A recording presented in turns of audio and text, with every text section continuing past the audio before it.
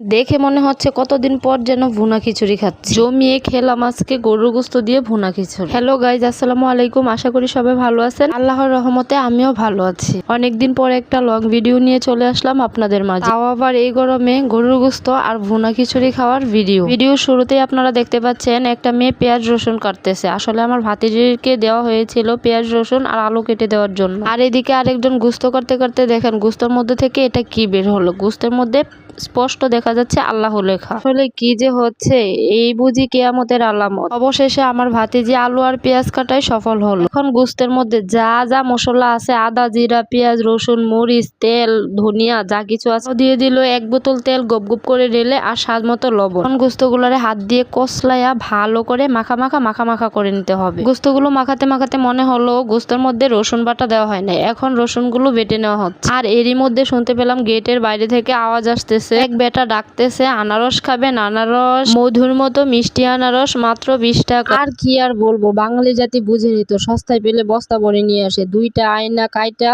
খায়া নিলাম আগে। আনারস খাওয়া শেষ করতে না করতে আরেকজন চাল ডাল নিয়ে এসে দিল এগুলো ধোয়ার জন্য। আর আমিও বসে বসে চাল ডাল গুলোরে হাত দিয়ে নাড়াচাড়া করতে লাগলাম। আসলে চাল ডাল একসাথে নাড়াচাড়া করলে তো ভালোই লাগে। পরে ভাবলাম না, আর দেরি করা যাবে না। যদি আর দেরি করি তাহলে আজকে দুপুরের খাবার আর কপালে জুটবে না। কারণ আজকে আমি রান্তাম না, আমার ভাই বউ রান্দা খাওয়াই। আরে বলে ভাই বউর হাতের রান্দা খাইতে মন চাই, কিন্তু কাজ করতে পারবা না, তা তো হবে না। ও মা, চাল ধুয়া আইসা দেখি গোস্ত অর্ধেক রান্না করা হয়ে গেছে। তারপর আবার কষানো থেকে একটা গোস্ত উঠায়া খাইয়া ভাবিরে একটু পাম দিয়া ফুলাইলাম। বললাম যে ভাবি, আজকে রান্নাটা যা হইছে না, খাওয়া হবে বেশ জমিয়ে। বোঝেন না, মেয়েরা এত কষ্ট করে রান্না করে, যদি রান্নার একটু প্রশংসা করা যায় তাহলে তো তারা অনেক খুশি হয়। গোস্তের মধ্যে আলু দিয়ে রান্নাঘর থেকে বের হয়ে গেলাম সবাই। যে গরম, রান্নাঘরে দাঁড়িয়ে থাকা সম্ভব না। এখানে চাল ডাল ধুয়ে রাখছি, এখন এটার মধ্যে তো আমি মশলা দিলে আবার মজা লাগবো না।